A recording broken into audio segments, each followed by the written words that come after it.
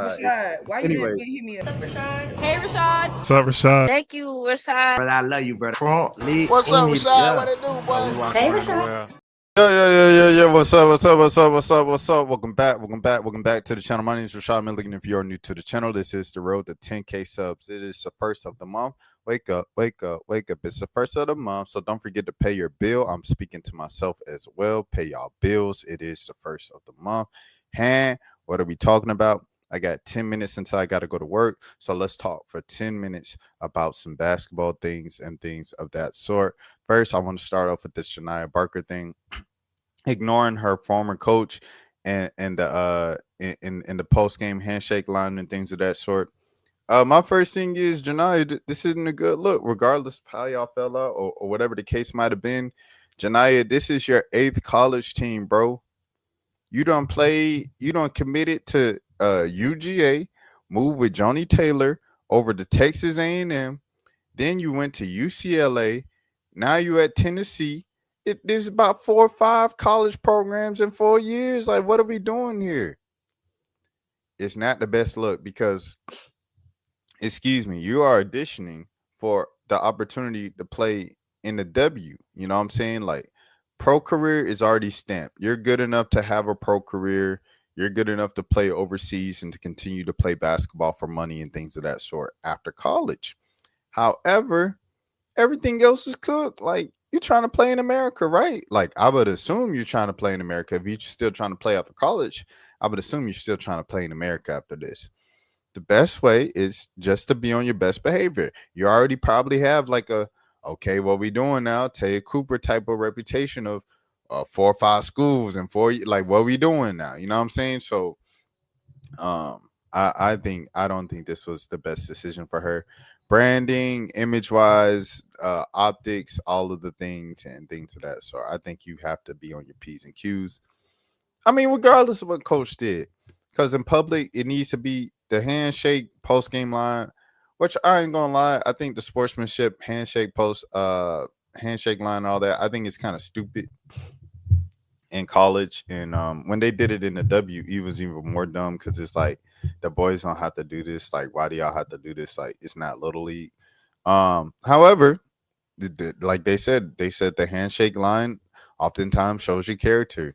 The whole point of it is, regardless of what's going on and stuff like that, it's respect. And the fact he says no respect, that says something. So Janiah, she responded to this going viral, and she went up here and she said, "We shook hands. I wish nothing but the best for Coach Corey." What are we talking about? We shook hands. I wish nothing but the best for Coach.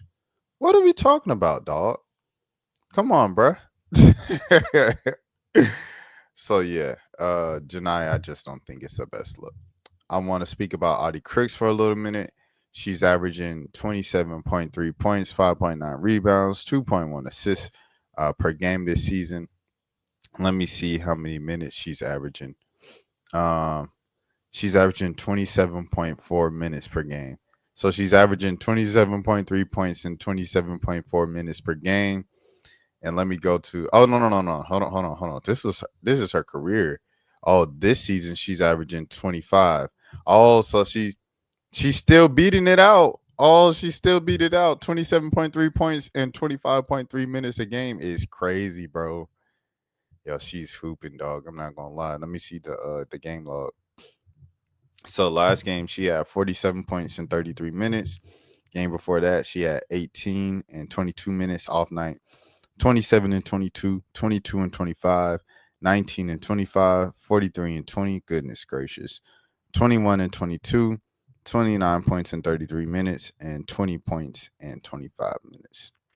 Monster season, bro. Like, on the lookout for, I feel like, player of the year and things of that sort. But I don't know. Like, her scoring is just crazy this year. She's taking it to another level. Shouts out to Jada Williams. I feel like the Jada Williams edition has really helped her. I mean, I would assume.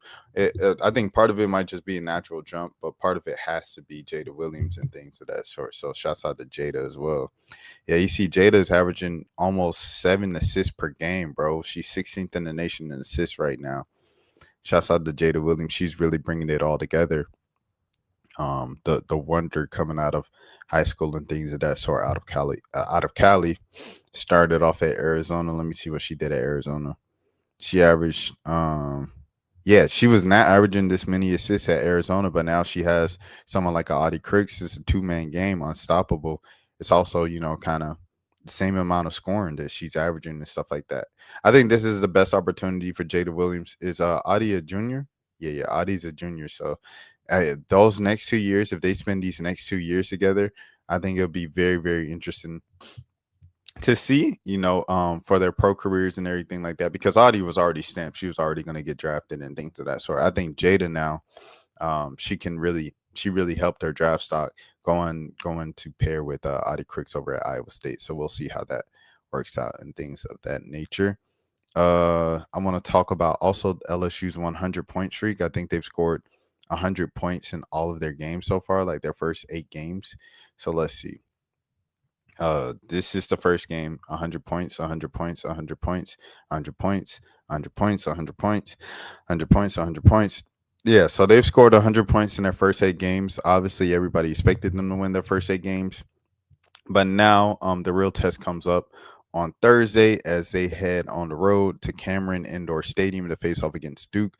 Duke has struggled this season. I'm not gonna lie. Duke has struggled this season.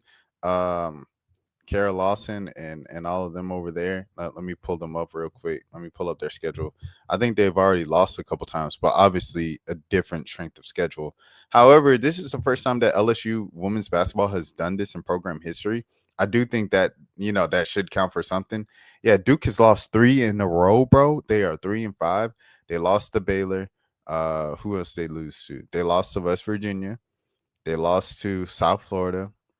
And they lost to South Carolina, and then they lost to UCLA. So UCLA and South Carolina, those are like, okay, yeah, like that's susceptible.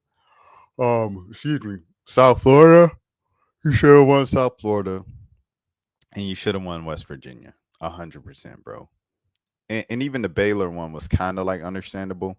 So LSU's probably gonna beat them. I'm not gonna lie. LSU's probably gonna beat them. The only question is LSU gonna get 100 on Duke? What's the most points they've given up this year? Most points Duke has given up this year. They gave up 89 to UCLA. They gave up 83 to South Carolina, 85 to South Florida. LSU might get that 100. And then let me see. They scored 91 against Holy Cross. LSU might get the 100 again, man. They might get the 100 again, but I know a lot of people, they say, "Oh, I don't care about LSU and early in the year and they're non-conference schedule because they play like Western Kentucky Baptist." And I make the same jokes. I'm not gonna lie. However, I do think it might matter some at all the fact that they've never done this before of scoring 100 points or more this many games in a row and things of that sort. I think you can look at it. I'm not gonna lie to you.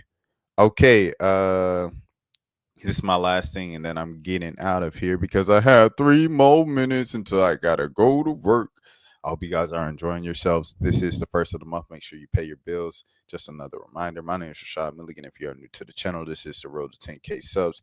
It's Mark Cuban versus Anthony Edwards. Here we go. Yeah, some famous guy went on Instagram or went on a podcast and was talking about my free throws. And he brought it to the attention of everybody, so I had to change it. When you start calling it on you, like a lane violation? So now it's like the rest, like you can't step over the line, so I had to change my whole. Change your whole thing. I think it was the dude who used to be the owner of the Mavs, Mark Cuban. Yeah. Is that why? I mean, free throws That's been why a I little up changed and it. down. I'm trying to get used to my new free throws. So Yeah. I mean, it's no excuse. I got to make them. But yeah, that's the reason it's been like, I don't know if it's going in or not, because I got to get used to not stepping over the line. How hard is it to do that, like midway through your career? Yeah, I know. Yeah, it's hard, but like as much as I be in the gym, it shouldn't be that hard. So like I try to shoot like 200 free throws a day. Like I'm gonna come here tomorrow and shoot a bunch of them. So I got to get comfortable with it. Did you do that over the summer? You started working? Yeah, I started working on it over the summer. So yeah, trying to get used to it. Have you ever been? All right, so that's what Ant said. And then let me see what Mark Cuban said. This has nothing to do with Ant. It's about the fact that NBA refs chose not to make an easy call. That's the issue. It's not Adam Silver telling them what to call a nat. It's just to decide for themselves. I brought it up to the head of officials when we played the T-Wolves in the playoffs 2 years ago. When Ant hit game-winning free throws against us, it was obvious he stepped over the line. And the people in charge of the refs chose to ignore it. They also chose to ignore the minute report, something they do a lot of. But if you speak about it on an NBA podcast, that changes their behavior. So many changes in officiating have changed the game dramatically, like using contact to create space for a shot. That wasn't in the game till recently. Facts. It wasn't a directive from Adam Silver. All the fouls that started getting called mid-season 2 years ago and have accelerated the game now so that free throws are accelerated. That doesn't come from the top. It comes from the officials. I don't even think it's an organized decision. If they make a call or don't, and they don't want it to be identified as a miss, they keep it going. It was another one, bro. I was watching the Hawks game last night in Philly, and like two of the more important possessions that Jalen Johnson, shouts out to Jalen Johnson, by the way, 41 points, put in staff stuffer this season for sure. He traveled on two pivotal possessions down the stretch, including a 3-pointer that like gave the Hawks a lead in like overtime or double overtime that kind of really put it away, a momentum swinger and stuff like that. So I don't know. I just thought it was interesting. I was like, why? Like I saw a couple of fans like call out the travel, but nobody else called it. Like he was shuffling his feet, his pivot and stuff like that. So yeah, interesting stuff from the NBA as always. But my name is Rashad Milligan. Please enjoy your day. It is the first of the month. Make sure you pay your bills. Have a good morning. Have a good afternoon. Have a good evening. Have a good day. If nobody else told you today, I care for you. This is the road to 10K subs. Make sure you follow along because I'm live on this channel each and every single day, just like I've been for the last 271 days. Please take care of yourselves. And I am